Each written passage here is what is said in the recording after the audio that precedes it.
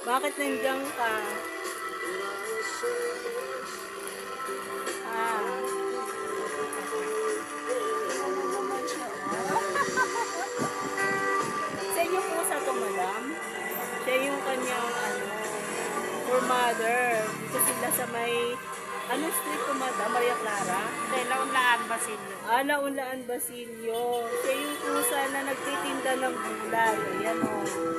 Nakalawit pa yung dila. Kanina pa yan nakalawit ang dila. Ay, aalis na. Natakot. Yan ka lang, yan ka lang. Ay, aalis na. Hindi na nga. Nagising. Nagising. Kaya, pinapakain nyo rito dito, madam. Alaga nyo talaga, no? Yes, siya. O, yung si madam. Yung may-ari ng pusang ko. Ayan, no?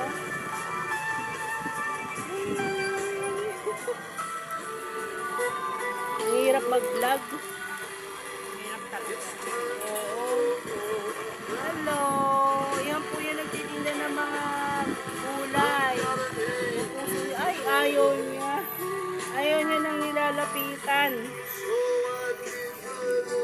May music pa sila. Yan. Tingnan niyo yung tiyan niya. Oh. Ilan? Ayan. Dito Bete. po yan sa may Laonlaan Street. Kahit po sila ay askal cut lang, pero may isip po sila.